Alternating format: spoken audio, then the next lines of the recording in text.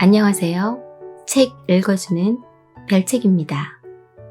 오늘 만나는 책은 성숙한 어른이 갖춰야 할 좋은 심리습관 세 번째 시간입니다. 오늘은 좋은 심리습관 책 속의 파트 4 관계편 필터 버블에서 벗어나는 연습 부분입니다. 오늘도 별책과 함께 한층 성장하는 보람된 시간이 되었으면 좋겠습니다. 구독과 좋아요 잊지 마시고 꼭 부탁드립니다. 나의 성장을 위한 책 읽기를 시작합니다. 바른 마음가짐을 가지면 모두가 당신과 절친이 되려 할 것이다. 최근 고등학교 동창 모임에서 이런저런 이야기를 나누다 학창시절 유명 인사였던 한 친구의 이야기가 나왔다. 아, 너희 그 아무개 기억나? 어떻게 있겠냐? 농구팀이라고 온갖 무게는 다 잡고 다녔잖아. 어찌나 눈꼴 사납던지. 그러자 다른 친구가 그를 놀리며 말했다. 그건 네가 부러운 마음에 질투가 나서 그랬던 거겠지. 당시에 그 녀석 싫어하는 여학생이 없었잖아. 네가 짝사랑하던 애도 걔한테 고백했었지 아마? 그만해라. 다 지나간 일을. 근데 그 녀석 요즘 뭐한대? 그러나 다들 서로의 눈만 멀뚱멀뚱 바라볼 뿐 그의 소식을 아는 사람은 아무도 없었다. 그랬다. 다들 그 녀석을 기억했지만 그와 연락을 하는 사람은 없었다. 순간 나는 문득 궁금했다. 학창시절 소위 교내에서 잘 나가던 친구들은 지금도 여전히 잘 나가고 있을까? 교내 스타였던 그때처럼 사회에서도 존재감을 내뿜고 있을까? 굳이 말하지 않아도 대충 짐작이 가겠지만 꼭 그렇지만은 않다.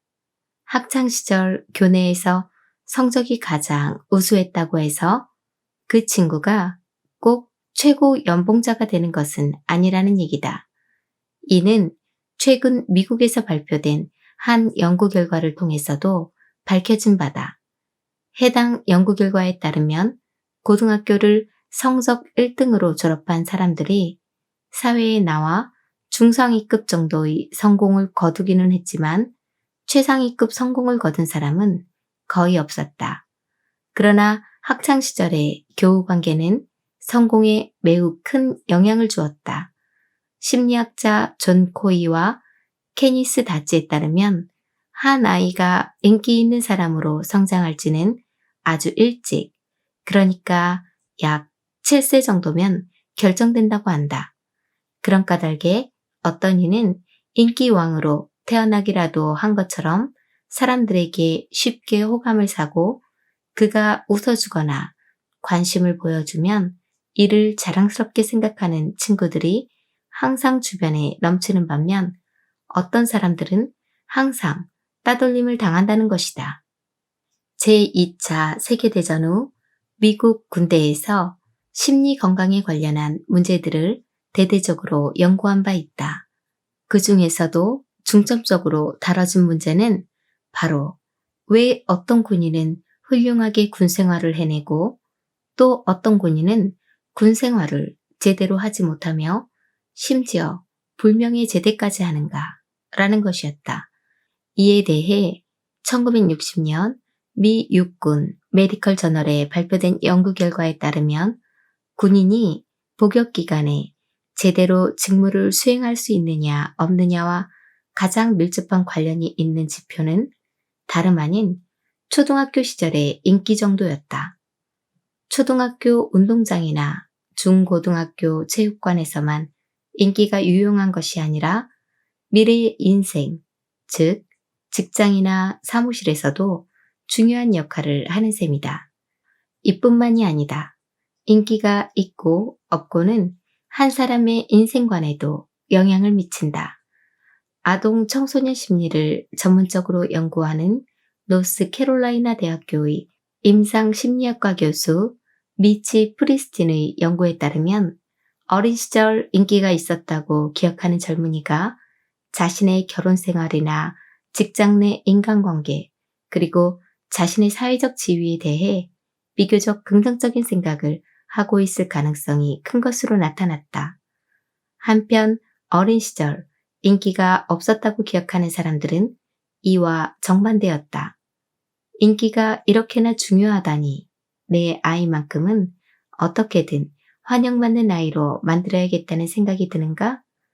그렇다면 잠깐 앞서 얘기한 학창시절의 그 유명인사를 떠올려보라. 왜 그의 인생은 그리 잘 풀린 것처럼 보이지 않는 걸까? 인기가 중요하다고 했는데 말이다. 미치 프리스트는 모두가 인기를 원한다 라는 책에서 인기에 관해 논한 바 있는데 그 역시 연구 과정 중 이와 같은 문제에 맞닥뜨렸다고 했다. 인기를 얻는 것이 그토록 중요한데 속된 말로 교내에서 날렸던 친구들이 왜 꼭 출세하지 못하는 걸까? 그리고 왜 어떤 이들은 많은 사람에게 관심과 사랑을 받는 동시에 미움을 받기도 하는 걸까?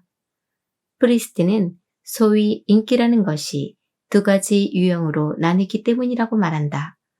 첫 번째 유형의 인기는 지위에 대한 것으로 한 사람의 명성이나 재능, 패셔너블함, 잘생긴 외모, 부유한 가정환경, 부모님과 관계가 있다.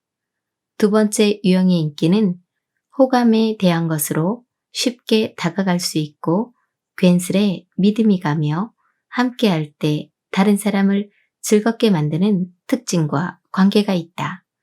돌이켜보면 청소년 시기 우리는 소속감과 동질감을 찾는데 대부분의 에너지를 쏟았다.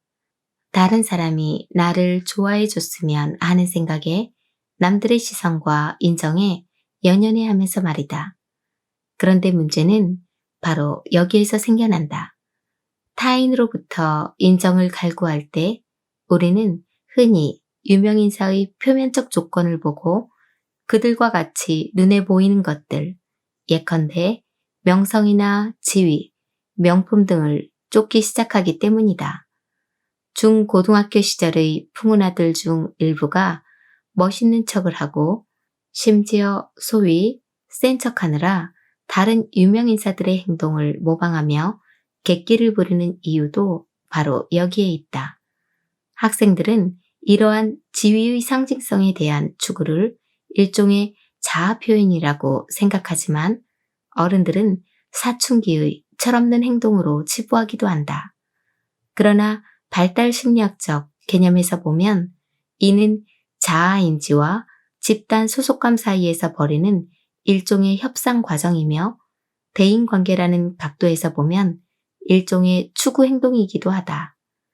다만 인정을 추구하는 과정에 많은 사람이 지위와 호감을 혼돈해 문제가 생길 뿐이다.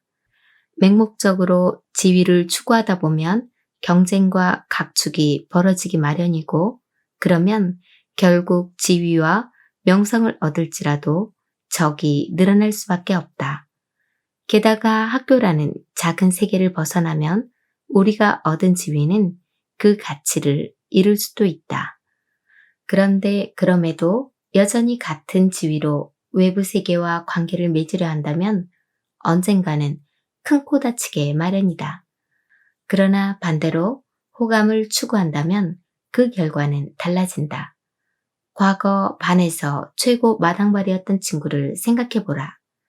개인적으로 가장 친해지고 싶었고 지금까지도 가장 그리운 그런 친구 말이다. 생각만으로도 벌써 기분이 좋아지지 않는가? 호감이 있는 친구는 사람들에게 좋은 이미지를 남긴다. 그들은 따뜻하고 예의 바르며 너그럽고 낙천적이다. 또한 쉽게 화를 내는 법이 없고 모든 사람을 공평하게 대하며 주변 분위기를 잘 파악하기도 한다. 그리고 무엇보다도 그들은 함부로 사람을 평가하지 않아 그들과 함께할 때면 스트레스를 받을 일도 없다. 얼핏 보면 호감은 행동의 결과로 비치기도 한다. 그러나 호감은 우리가 어떤 일을 했는지에 대한 결과라기보다는 왜 그런 행동을 했는지 그 이유에 따른 결과에 가깝다. 한마디로 호감은 마음을 다스린 데 따른 보상인 셈이다.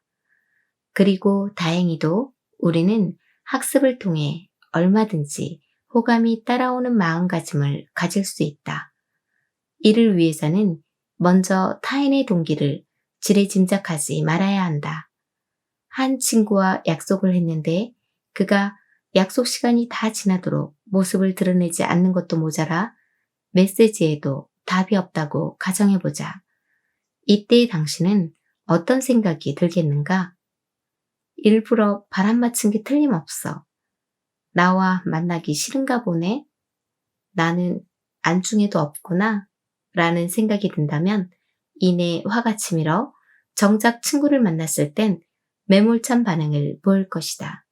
그러나 무슨 일이 생겼나? 곤란한 일이 생겼는지도 모르니 어떻게 된 일인지 알아봐야겠다 라고 생각한다면 친구를 만났을 때 그의 해명을 들어줄 마음이 생길 것이다. 상대가 먼저 지각한 것에 대한 사과도 하지 않고 얼토당토 않는 변명을 늘어놓는다면 다음부터는 그에게 너무 많은 믿음을 주지 않으면 그뿐, 적어도 선입견으로 상대의 죄명을 결정하고 네가 나를 존중하지 않았으니까 라는 지위적 사고로 상대에게 사과를 요구하지는 말아야 한다. 이는 타인이 내게 적의를 품고 있을 거라는 가정은 하지 말아야 한다는 두 번째 방법과도 일맥상통한다. 어떤 사람들은 상황이 불분명한 경우 일단 타인에게 적의가 있을 거라고 가정한다. 자신도 모르는 사이에 말이다. 그러니 다음번에 곤란하거나 오해의 소지가 있는 상황을 마주한다면 자신이 이미 상대에 대한 선입견을 가지고 있지는 않은지 타인이 나를 해하려 한다는 가정을 끊는 것은 아닌지 생각해보라. 그러면 자신이 생각보다 훨씬 자주 이런 생각을 하고 있음을 발견할 것이다. 그리고 이를 자각하고 나면 상대에 대한 자신의 선입견이나 부정적 가정이 오해에 불을 지피는 도화선이 될 수 있으므로 반드시 검증을 거쳐야 함을 깨달을 것이다. 요컨대 사람들이 가시와 갑옷으로 자신을 무장한 채 타인을 대하는 이유는 과거의 상처를 안고 있기 때문이다. 우리는 모두 과거의 경험에 영향을 받는다. 예전에 따돌림이나 폭력을 당한 경험이 있다거나 인간관계에서 좌절을 맛본 경험이 있다면 자신이 잘못해서 혹은 자신이 변변치 못해서 타인에게 거부를 당하는 것이라 오인하고 다른 사람들은 분명 내게 적의를 품고 있을 것이라고 생각하기 십상이다.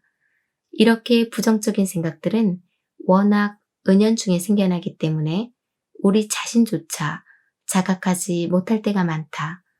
하지만 일단 인간관계에서 실패하게 되면 어김없이 우리를 한껏 예민한 상태로 만들어 쉽게 상처받게 하고 심지어 자신을 보호하겠다고 마음속 적의를 끄집어내게 한다. 관련 실험을 살펴보자. 한 학자가 400명의 청소년에게 학원폭력 영상을 보여준 다음 따돌림을 당한 당사자가 자신이라면 어떻게 하겠느냐는 질문을 던졌다.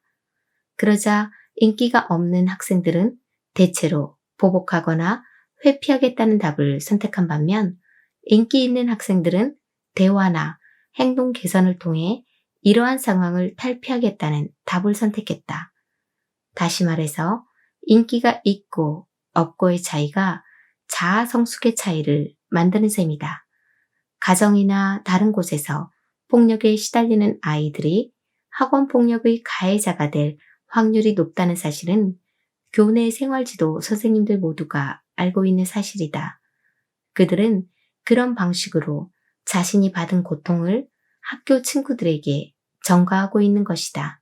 그러나 약간의 모험을 감수하더라도 적의보다는 선의를 선택한다면 얼마든지 이 부정적 소용돌이에서 벗어날 수 있다. 프리스틴 교수가 자신의 저서에 언급한 아주 간단한 실험이 있다. 그는 부침성이 별로 없는 사람에게 나는 정말 좋은 사람입니다. 또는 제게 당신의 미소를 보여주세요. 라는 문구가 적힌 티셔츠를 입게 한 다음 거리로 나가 다른 사람들과 이야기를 나누게 하였다. 그러자 행인들은 그들에게 미소를 지었고 먼저 그들에게 말을 걸어오기도 했다. 하루가 지나고 실험에 나섰던 사람들은 모두 더 자신감이 생기고 입담도 좋아진 듯한 느낌이라며 실험 과정에서 친구도 사귀었다고 입을 모았다. 무엇보다 가장 중요한 사실은 당일 실험이 끝났을 때 그들이 모두 즐거워했다는 점이다. 그중 한 실험 참가자는 이렇게 말했다. 티셔츠 하나가 이렇게 많은 변화를 가져올 줄은 몰랐는데 앞으로도 오늘의 이 기분을 계속 기억할 수 있었으면 좋겠어요. 티셔츠를 입지 않더라도 오늘 같을 수 있도록. 사실 인복은 사람들과의 소소한 교류 속에서 차곡차곡 쌓여간다. 자신의 마음을 다스리는 연습을 할 기회가 하루에도 수백 번 존재하는 셈이다. 그러니 이러한 원칙들을 기억해 두었다가 교류할 때마다 스스로 상기시켜라. 당신이 바라보는 세상이 선의로 가득하다면 다른 사람들도 자연스레 당신을 좋아하게 될 것이다. 자, 그럼 부침성이라는 티셔츠를 입고 얼굴엔 미소를 머금은 채 문을 나서라. 인복이 좋아지려면 알아야 할 대화법. 미국의 인터넷 검색 서비스 기업 구글이 직원의 업무 성과 및 업무 만족도에 영향을 미치는 요소에 대해 장기적으로 연구를 진행했다. 그 결과 연봉 인상이나 승진, 복지, 보너스보다도 더 중요한 두 가지 요소가 있는 것으로 나타났는데 그 첫째는 상사의 건설적인 피드백, 둘째는 직장 내 인간관계였다. 회사의 문화는 저마다 다르다. 어떤 곳은 대가족 같고 또 어떤 곳은 조정 같기도 하다. 그러나 회사의 문화가 어떻든 매일 회사에 출근하고 있다면 동료들과 접촉할 기회가 많다는 의미인데 업무 외적인 시간을 활용해 소위 스몰 토크를 적절히 나눌 줄 알면 호감을 얻어 직장 내 인간관계를 강화하는데 도움된다.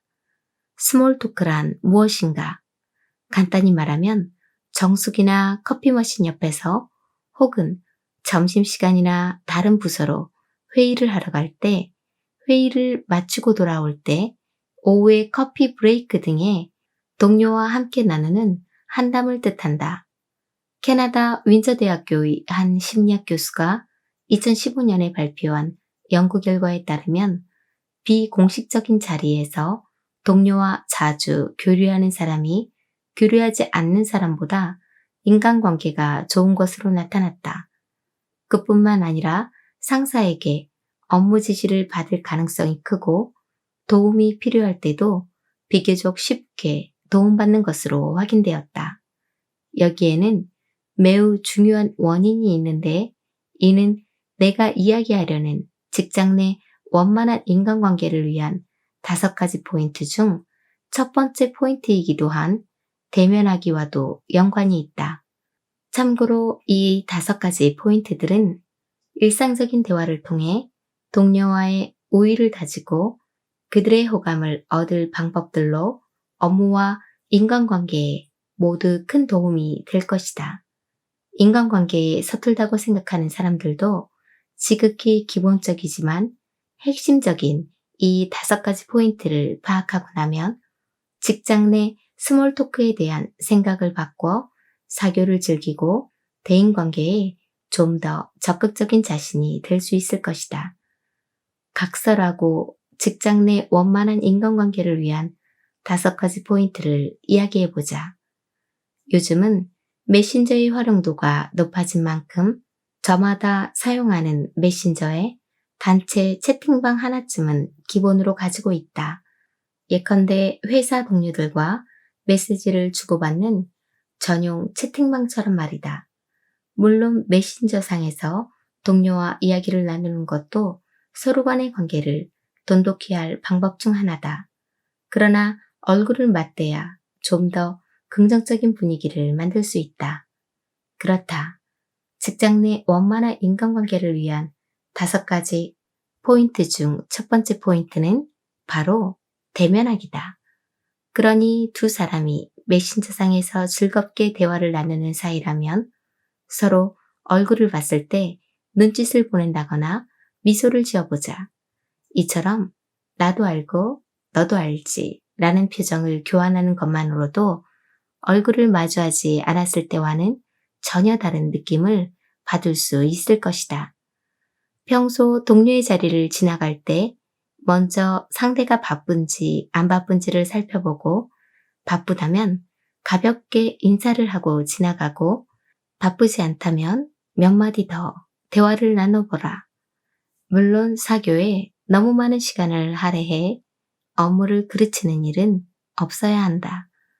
상대의 몸이 자신의 책상 쪽으로 돌아가기 시작했다거나 대화를 나눌 때 상대의 몸이 나를 향해 있지 않다면 이는 나와 길게 이야기를 하고 싶지 않다는 제스처다. 그렇다고 기분 나빠할 필요는 없다. 저마다 맡은 바 해야 할 일이 있지 않은가. 그러니 이럴 때는 가볍게 미소를 지으며 볼일 보세요. 얘기는 나중에 마주 하죠 뭐. 라고 말해보자. 얼굴을 맞대고 이야기할 시간이 필요하기는 하지만 여기에도 적절한 때가 있음을 잊지 말아야 한다. 두 번째 포인트는 이야깃거리다. 소소한 이야깃거리를 준비하되 소문을 화제로 삼지는 말아야 한다. 소문은 잘못 밟으면 터지는 지뢰와도 같기 때문이다. 하지만 그럼에도 사람들이 지뢰를 밟는 실수를 범하는 이유는 동료 사이에 업무 관련 이야기를 제외하고 무슨 공통의 화제가 있겠어? 라는 생각 때문이다. 그러나 한번 소문을 입에 담기 시작하면 다시 돌리기도 어려울 뿐더러 자신이 자리에 없을 때 다른 사람의 이야깃거리가 되지 않을까 하는 걱정까지 생긴다. 여기저기 소문을 옮기기 좋아하는 사람은 회사 내 최고의 마당발처럼 보이기도 하지만 사실 사람들이 정말로 좋아하는 사람은 따로 있다. 바로 사교에 능하고 다른 사람의 말에 귀를 기울일 줄 알며 항상 이야깃거리가 넘쳐나지만 절대 소문을 입에 올리지 않는 사람이다. 소통의 기술 중에 화제 행렬이라는 것이 있다. 모든 한담의 주제가 의, 식, 주, 행, 육, 낙과 관련한 6가지로 분류된다고 가정하고 현황, 느낌, 정보의 3가지 다른 접근법에 따라 이야기를 나누는 것인데 이 기술은 일상적인 대화를 나누는데 특히 유용하다. 음식을 예로 든다면 평소에 요리를 즐겨하는 편이세요? 도시락이 참 맛있어 보이네요. 라고 현황을 묻고 주로 어떤 요리를 잘 만들어요? 실제로 도시락 맛은 어때요? 라고 느낌을 물어본 다음에 그 요리 만드는 법 알려줄 수 있어요? 당신이 가장 좋아하는 도시락집 소개해 줄래요? 라고 정보를 물어보는 것이다. 그렇다. 보다시피 위의 대화는 거의 질문에서 시작한다. 상대가 나에게 현황과 느낌 혹은 정보를 알려주면 나도 그에 대한 대답으로 현황이나 느낌, 정보를 되돌려주며 대화를 이어나가면 되는 것이다. 좋은 대답이 떠오르지 않는다면 질문의 방향을 바꾸거나 다른 화제로 전환하면 된다. 그러면 대화가 이어지지 않는다고 해도 최소한 상대에 대해 알고 싶어 한다는 뜻을 전달할 수 있다.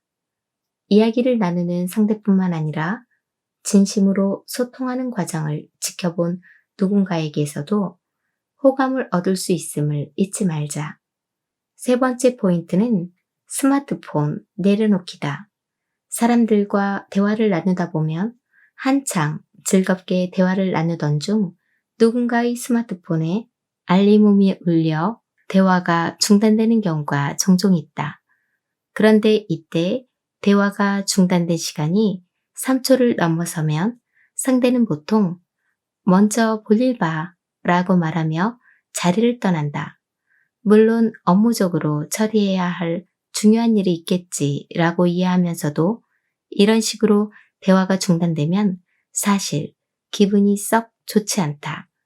어쨌든 상대는 나와의 대화보다 스마트폰 메시지에 답을 하는 쪽을 선택했고 이에 스마트폰 메시지가 나보다 더 중요하구나 라는 느낌이 들기 때문이다. 그러나 같은 상황이라도 상대의 체면을 세워줄 방법이 있다.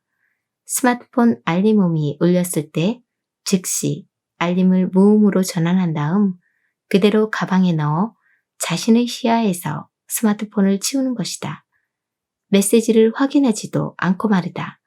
이렇게 하면 상대는 당신이 자신과의 대화에 좀 더 집중하고 싶어 하며 자신을 상당히 존중해주고 있다는 사실을 깨달아 당신에 대한 좋은 인상을 갖게 된다. 특히 스몰 토크를 나눌 때는 당장 메시지를 확인하고 싶다는 충동을 눌러 온전히 현재에 그리고 서로에게 시간을 내어주자. 네 번째 포인트는 상대에 대한 사소한 것들을 기억하는 데 있다. 사람들과 이야기를 나눌 때면 상대가 내가 한 말을 제대로 들었는지 확신할 수 없는 순간들이 종종 찾아온다. 특히 특정 인물이 아이가 몇 살이지? 와 같이 똑같은 질문을 반복해서 묻는다면 벌써 3번이나 말했었다고 라는 생각에 기분이 상하기 마련이다. 자신이 정말로 기억력이 좋지 않은 편이라면 주변 사람들에 대한 특징을 딱 하나씩만 기억해보자. 예를 들어 상대가 과일 중에 두리안을 가장 좋아한다고 말한다면 이를 기억해두는 것이다. 그리고 다음에 몇몇 동료들과 외부 미팅을 마치고 돌아오는 길에 아이스크림 가게에 들렀는데 그 또는 그녀가 무슨 말을 선택할지 고민하는 모습을 보인다면 그때 이렇게 말하는 것이다. 여긴 네가 좋아하는 두리안 맛이 없나 보다. 그러면 이 말을 들은 상대는 당신을 별로 중요하지도 않은 소소한 것까지 기억해주는 세심한 사람이라고 여길 것이다. 꼭 모든 사람의 생일을 기억할 필요는 없다. 적당한 때 상대가 무심코 얘기했던 사소한 것들을 기억하고 있노라 티를 내주면 오히려 상대에겐 그런 것이 더 큰 감동으로 다가가기 때문이다. 그렇다면 어떻게 해야 사소한 것들을 잘 기억할 수 있을까? 이를 위해서는 강렬한 상상을 동원해 볼 수 있다. 예를 들면 동료의 머리가 두리안이라고 상상해 보거나 동료가 맨손으로 두리안을 까는 모습, 두리안에 얼굴을 파묻고 개걸스럽게 먹는 모습 등을 상상해 보는 것이다. 과장된 상상일수록 기억하기는 쉬워질 것이다. 물론 이런 방법으로 상대가 좋아하는 걸 기억했다는 사실은 상대가 몰라야 한다. 상상력도 기억력도 썩 좋지 않은 사람이라면 스마트폰의 메모장을 활용해보자. 동료 아무개 두리안을 좋아한다 라고 간략하게 메모를 해두었다가 다음에 그 동료를 만나면 슬쩍 그 메모를 컨닝해보는 것이다. 한편 내 쪽에서 먼저 지난번에 했던 이야기를 다시 한번 언급해 팔로우업 하는 것도 좋은 방법이다. 예를 들어 지난번에 네가 추천해줬던 식당 가봤어. 또는 전에 누구누구랑 갔던 일은 어떻게 됐어? 라고 얘기해보는 것이다. 별것 아닌 듯 보이는 소소한 질문들이지만 이렇게 연관성을 갖는 교류가 무심한 한담과 심혈을 기울인 대화의 한 끗 차이를 만드니 한번 시도해보자. 5번째 포인트는 긍정적인 소문의 사자가 되는 것이다. 사람들은 모두 자신을 칭찬해주고 이해해주고 인정해주는 사람과 친해지고 싶어 한다. 요컨대 칭찬은 일종의 기술이다. 그러니 연습을 통해 칭찬하는 법을 아는 사람이 되어보자. 다만 한 가지 여기서 분명히 짚고 넘어갈 점은 왕 사장님 오늘 정말 멋져 보이세요 라든지 이 비서님 정말 머리가 좋으시네요 와 같이 마음에도 없는 거짓 칭찬은 하지 말아야 한다는 사실이다. 처음에야 이러한 거짓 칭찬도 기분 좋게 들리겠지만 나중에는 사람들도 빈말임을 알아차리게 될 테니까 말이다. 거짓 칭찬과 진짜 칭찬의 차이는 진심으로 타인의 장점을 높이 사느냐에 있다. 똑똑함이나 아름다운 미모만 장점이 될 수 있는 것은 아니다. 그리고 추상적인 것에 대한 모호한 칭찬은 별다른 의미를 주지 못한다. 하지만 상대가 자신의 장점을 어떻게 잘 활용하는지를 관찰해 두었다가 방금 회의에서 하마터면 삼천포로 빠질 뻔했는데 자네 덕분에 요점을 잘 정리해서 모두의 시간을 절약할 수 있었어 라고 말하는 것은 다르다. 이는 비단 상대의 총명함 뿐만이 아니라 일 처리 방식까지 칭찬하는 말이기 때문이다. 그러니 다음에 어떤 동료를 만나면 그의 장점은 무엇이며 그의 일 처리 방식 중 높이 살만한 것은 없는지 유심히 관찰해보라.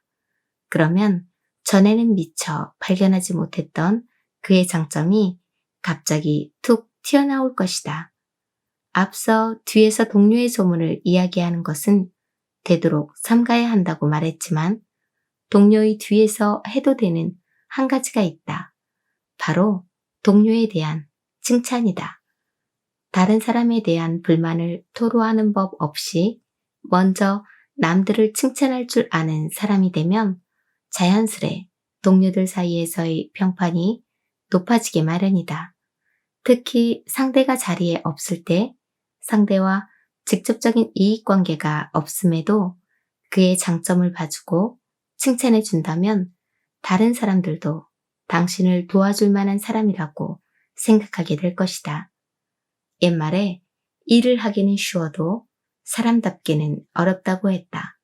그러나 이 5가지 포인트에 조금만 더 주의를 기울이고 주변 사람들에게 조금만 더 마음을 쓴다면 직장 내 원만한 인간관계를 맺는데 큰 도움이 될 것이다. 지극히 기본적이지만 잘만 활용하면 다른 사람들에게 심혈을 기울였다는 느낌을 줄 수 있을 테니까 말이다. 물론 확실히 심혈을 기울여야 제대로 활용할 방법들이기도 하지만 말이다. 요컨대 동료와의 관계에 심혈을 기울이고 그들을 존중하며 그들에게 모든 주의력을 기울여라. 가십이나 루머가 아닌 재미있는 이야깃거리를 준비하고 동료의 특징을 기억하며 그 장점에 대한 칭찬을 아끼지 않을 때 자연스레 인복이 따라오는 것을 느낄 수 있을 것이다. 대인관계를 두려워하는 당신에게 부족한 한 가지. 많은 친구가 내게 말하곤 한다. 마땅히 친구를 사귀어야 한다는 것도 알고 사회생활에서 대인관계가 중요하다는 사실도 알지만 사교 장소에만 가면 입이 떨어지지 않아. 내가 왜 이렇게 부끄럼을 타는지, 혹시 이런 게 대인공포증은 아닌지 의심스러워. 나는 그들의 심정을 이해한다. 8살 때 미국으로 이민 갔을 때만 해도 나는 그 낯선 곳에서 영어 한마디 뻥끗하지 못했으니까. 내성적인 성격을 타고난 데다 반에서 유일하게 중국말을 하는 아이였던 나는 거의 반년에서 1년 되는 시간을 친구들과 말이 통하지 않는 채로 지냈다. 물론 친구들은 그런 나를 비웃었고 당시의 경험은 내게 많은 그늘을 남겼다. 하지만 이후 나는 그 그늘에서 빠져나왔다. 매일 영어를 사용해야 하는 환경에 있다 보니 자연스럽게 영어가 늘었고 별도의 연습을 통해 조금씩 두려움을 떨쳐냈기 때문이다. 하지만 대인관계란 말처럼 쉽지 않을 때가 많은 것이 사실이다. 어떤 이들은 사람들과의 접촉 횟수가 늘수록 사교적으로 변하지만 또 어떤 이들은 그 관문을 통과하지 못한다. 그렇다면 그들은 왜 대인관계를 두려워하는 걸까? 혼자 낯선 도시로 여행을 떠났다고 상상해보자. 걷고 또 걷다 보니 길을 잃었고 스마트폰 배터리도 다 나간 상황이다. 이때 전방에 이야기를 나누고 있는 젊은이들이 보인다. 현지 주민인 듯한데 다들 우람한 체격에 가죽 재킷을 입었고 몸에는 문신까지 새겨져 있다.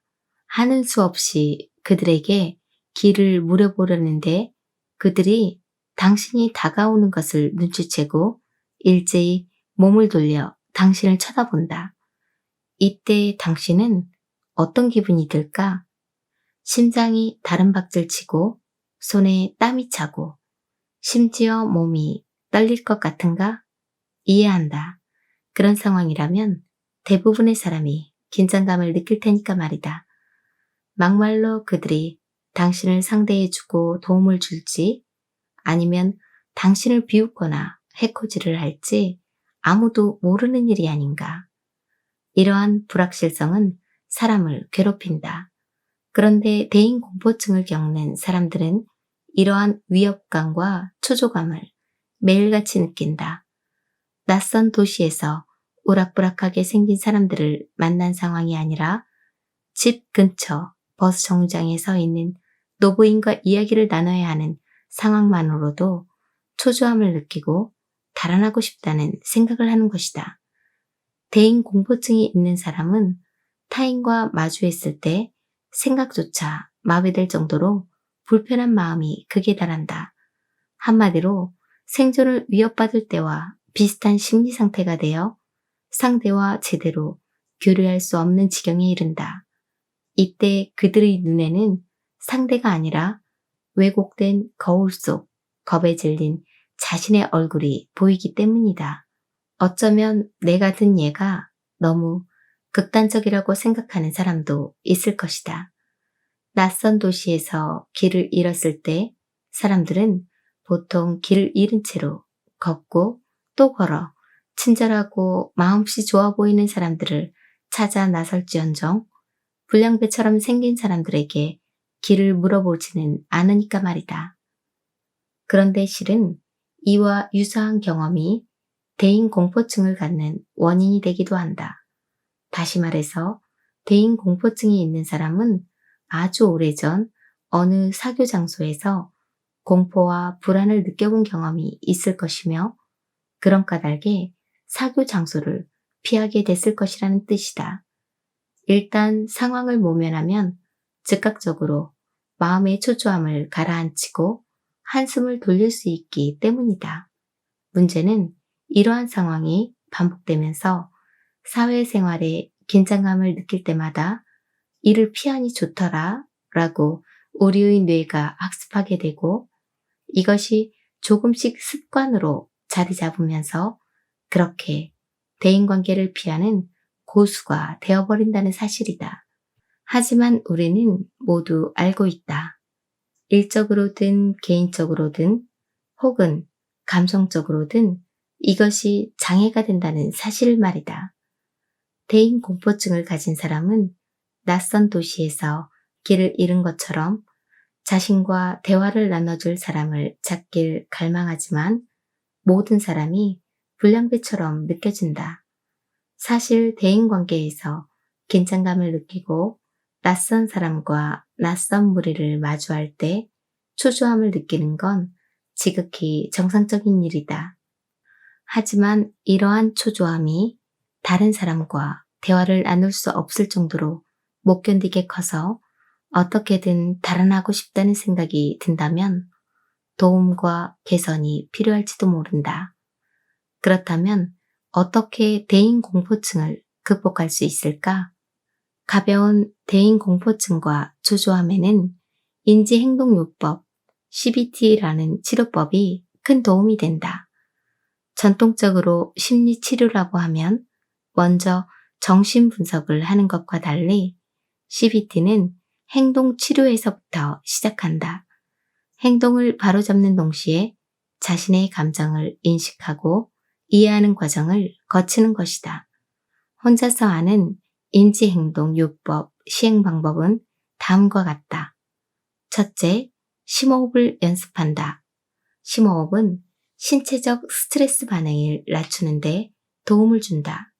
하지만 사람들은 보통 긴장을 하면 호흡이 빨라져 얕은 숨을 쉬게 되고 이것이 다시 긴장감을 높이는 역효과를 초래한다. 그러므로 따로 심호흡하는 연습을 할 필요가 있다. 심호흡 연습법은 간단하다. 천천히 숨을 들이마시고 4초 정도, 다시 천천히 숨을 내쉬면 된다. 4초 정도. 서두르지 않고 이를 반복적으로 연습하다 보면 초조함이 밀려올 때 약간의 안정을 찾아주는 아주 훌륭한 응급 키트가 될 것이다. 그러니 자신이 곧 이성을 잃을 것 같은 느낌이 들 때는 잠시 조용한 곳을 찾아 심호흡으로 마음을 진정시켜라. 둘째, 일상생활에서 있을 법한 또는 대인관계 중 자신에게 초조함이나 두려움을 주는 상황들을 나열해 점수를 매겨본다. 100점 만점에 그 상황이 주는 초조함과 두려움의 정도에 따라 점수를 달리 매겨보는 것이다. 예를 들면 클라이언트와의 미팅에서 느끼는 긴장 정도가 60점이라면 동료와의 모임은 30점, 상점에서 점원과 대화하기는 15점, 낯선 사람에게 길 물어보기는 50점, 짝사랑하는 상대에게 고백하기는 100점 플러스 알파라는 식으로 말이다. 요컨대 일상생활에서 마주칠 수 있는 다양한 상황을 되도록 많이 나열해 하나하나 점수를 매겨봐야 한다. 점수를 다 매긴 후에는 낮은 점수에서 높은 점수로 정리해 이를 연습 과제로 삼아볼 수 있다. 대인 공포증을 극복하려면 대뇌가 그 경험을 학습해 익숙해질 때까지, 그래서 더 이상 대인 관계를 회피하지 않고 상대와 얼굴을 마주할 수 있을 때까지 한 단계씩 차근차근 스텝을 밟아나가야 한다. 그러니 가장 간단한 것에서부터 시작해보자. 예를 들어 점수가 가장 낮은 상점에서 점원과 대화하기를 목표로 상점에 가서 점원과 대화를 시도해보는 것이다. 너무 긴장한 나머지 어리버리한 모습을 보인다고 해도 상관없다. 중요한 건 연습이니 달아나지 않고 목표를 달성하면 그것으로 그 관문은 통과다.